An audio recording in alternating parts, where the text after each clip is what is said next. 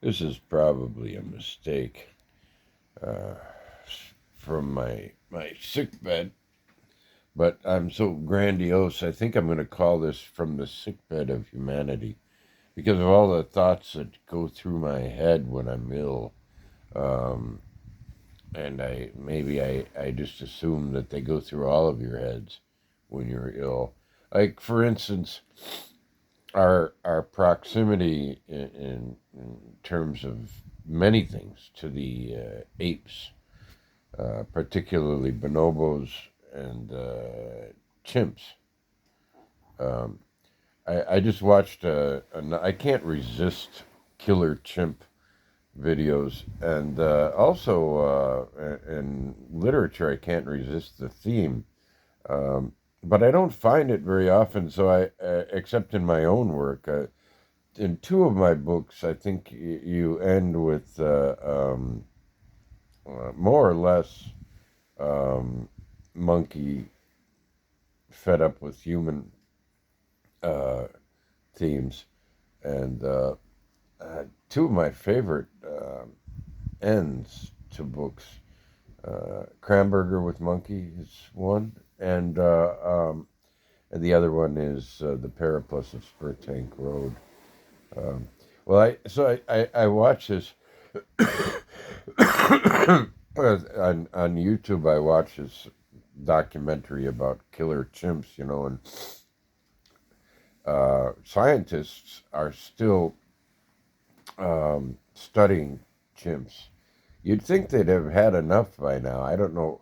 The only good thing about it is that um, where scientists are studying chimps is usually in a preserve or a reserve, and it goes some ways towards saving uh, land for chimps, and even in some places saving monkeys, chimps included, from human beings who would shoot them, not just for food. Although throughout Africa, it's known that monkeys are eaten, and in this particular documentary, they're eaten by other monkeys.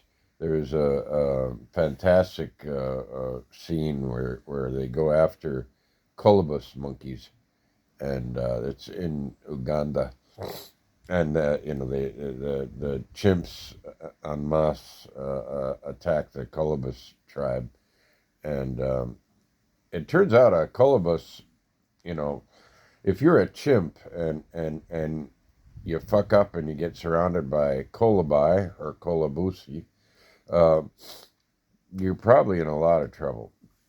But primarily, they're talking about the attacks of the organized attacks and hunting of chimps against other chimps, and also on humans.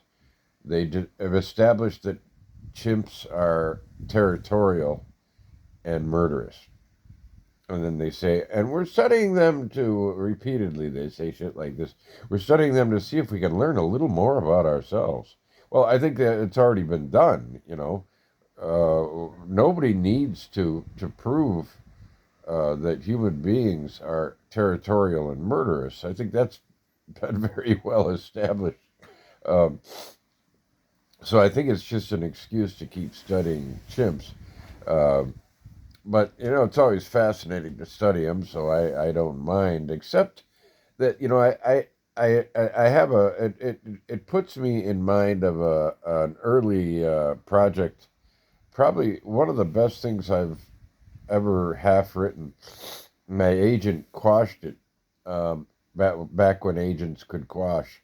I'm unquashable by now, but I uh, my agent had some success with a book by somebody called something like In Search of the Blue Bears. There was a certain kind of bear in Alaska, a blue bear, and it's a story by a writer and about himself, and I think, if I remember right, himself and a Japanese photographer, an American writer, I think, and a Japanese photographer in search of this rare blue bear. And he sold it, my agent, based on one chapter and an outline. And he got good money. Naturally, because in the end, the bear kills the Japanese photographer. Parts of this may be slightly off, but that's how I remember it.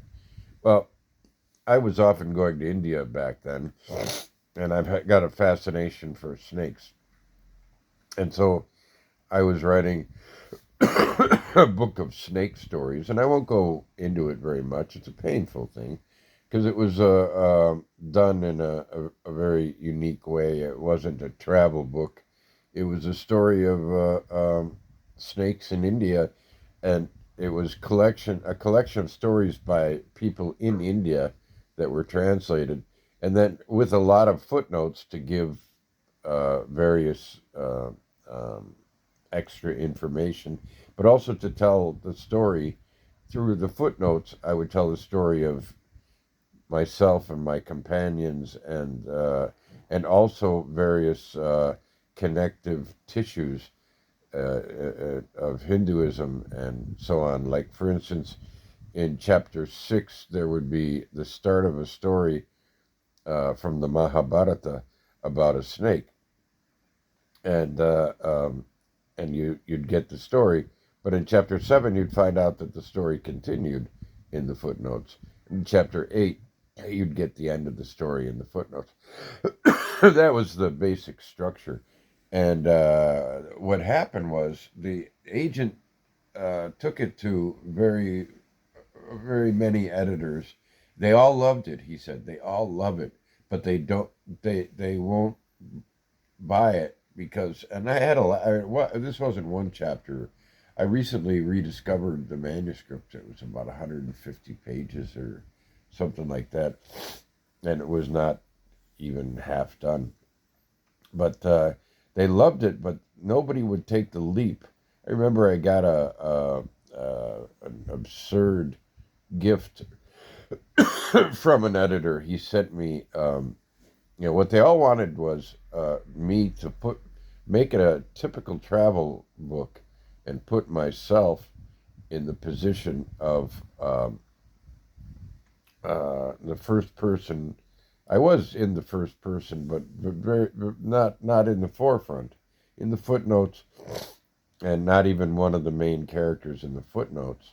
There's a goofy Polish guy, the Polish adventurer Koloshinsky, and some crazy Indian cab drivers, and everybody in India's got snake stories. So there are a lot of snake stories, thematic. Clustered thematically throughout.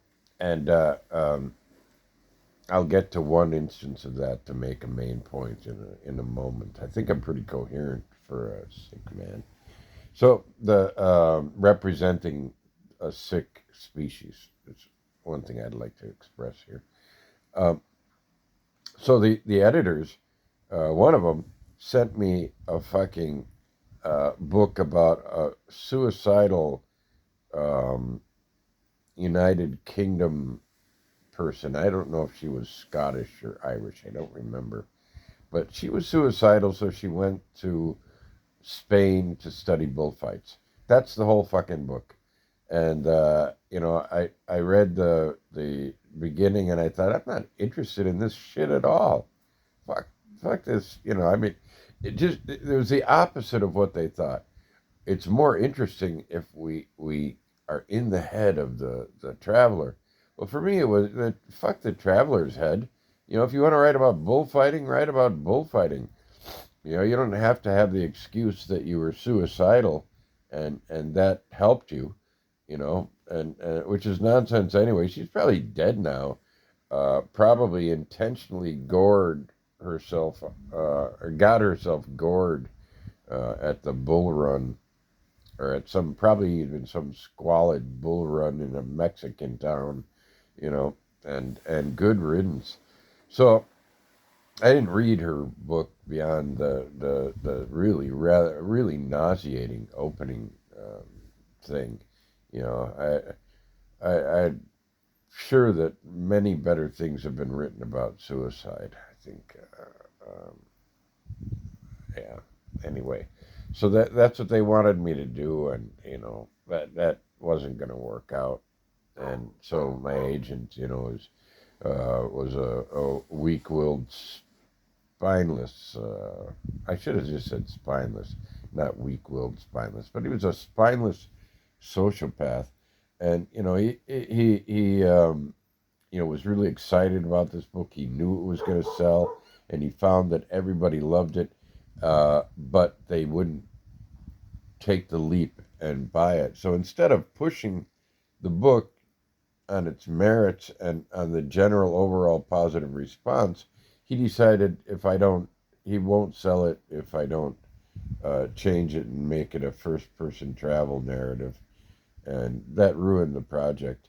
But it did. I saved it all, and not. I lost some of the tapes, unfortunately, of the snake stories, but I got a lot of it into my book, June and the Good Snake, which treats me very, very poorly. But I'm a victim of myself, but to great effect, and it gets a lot of the stuff in there. And the main thing I want to say about that is that I found that an adjunct aspect of imperialism, um, and this is going on today with chimp studies in the United by people around the world, but American scientists are apparently in the forefront. They're not all good. Get it? Anyway, what the British did, they were like the mad scientists crawling all over the subcontinent in the 19th century, and they wrote about um, everything, including snakes. A lot of stuff about snakes. I read it all, and and they had this arrogance, of course, but it was one that were what arrogance does to the brain. How it eats away at the capacity of the brain. They studied this snake. They studied all snakes, but one in particular was called the eye stabbing snake, and by the Tamil people. In Tamil, that's kan kutipamba, stat kuti kan kutipambu, eye stabbing snake. And the reason that people, in India, generally you don't kill snakes. You don't. Um, they it's very complicated, but at root it's simple. They honor life. Uh, but they will kill one. In fact, this is a great story of modern culture. My brother-in-law uh, came across a Kankutipambu. It's a green vine snake. It blends in and it eats birds. Mildly venomous. Can't kill a human, but it can stun a bird, and it's almost impossible to see it unless it's really moving a lot. And uh, there's the belief in India that they go after your eyes, and so it's okay to kill them. And my brother-in-law killed one with, I think it was a 7 iron. I mean, but what more exemplifies the meeting of cultures than someone taking a 5 iron to a vine snake? So anyway, what struck me was that the all the herpetologists from that were crawling all over, like well, they're parasitic, and they're um, feeding off India in the 19th century and writing nonsense, because they studied the vine snake, and the vine snake, oddly, its natural prey is not the human being. And so they study the natural prey and the camouflage techniques. I once saw a bunch of them in an enclosure, and they're you're not going to see seven of them in the wild, but if you see seven of them in a small enclosure, they're going to do what individuals do. They sway as if in the wind. And if it's only one of them, you might not see that it's not in sync.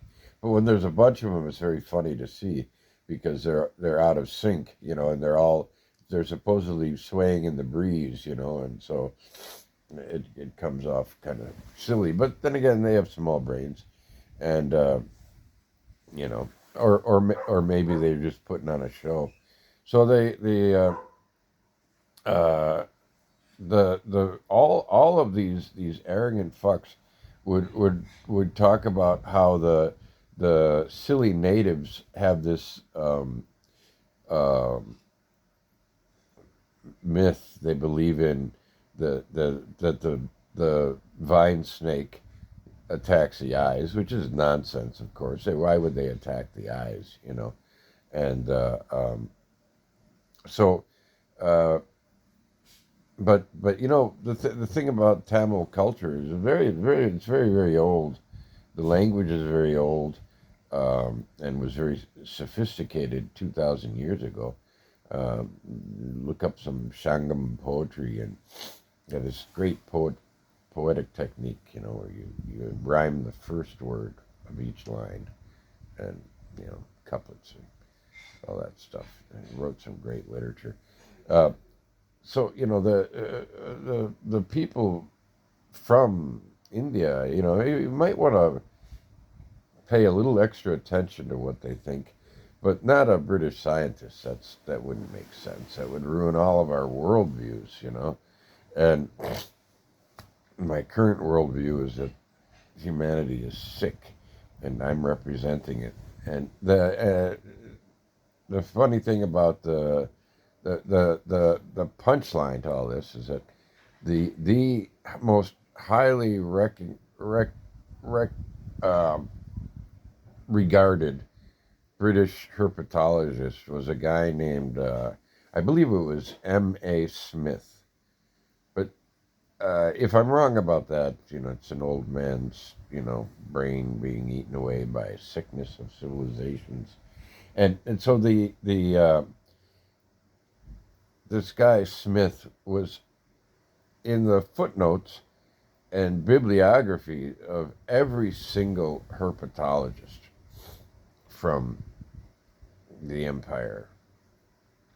And so I read Smith, and apparently they hadn't. Smith said when he lived, the vine snake is native to also Burma and Sri Lanka, Malaysia, and he was living in one of these places, maybe Indonesia, I don't know. But he said, I kept one as a pet on my terrace, and where I would have my breakfast outside, and it had the curious habit of going after my eyes. So the number one herpetologist that they all worship actually supported the native view that the Kutipambu attacks the eyes. Now there's a number of possible reasons for that. For one thing, the movement of the eye,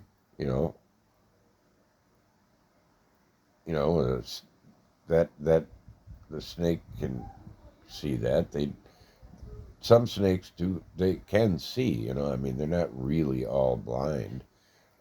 They don't entirely go by vision, but it also, the they're hidden in bushes and trees, and you might kick your football or your cricket ball might go into a bush, and you reach into the bush, you don't see the vine snake there, and what is it that comes forward, but your head, as you're reaching down, and it sees your head and then the movement of the eyes and goes after the eye. It's a perfectly natural explanation. Doesn't mean that they really want to eat human eyes, but it does mean that you should listen to the natives when you study the fauna of their region. So that's the story today. Um, and if I want to push, not oh, by the way, this video is brought to you by Saber Guitars. I keep forgetting to point that out. I'm going to have to get a little placard or something that I can hold up. Saber Guitars. They can make a guitar to your specs, or you can buy one of the guitars they've already made. There's a really nice mandolin on sale for 900 euros. It's beautiful, handmade, and I've heard him play it, Saber himself. So Saber Guitars, um, they don't give me money, but by God, they give me pleasure. Take that any way you want. Okay, let's hope that civilization and I last for yet another video. Bye.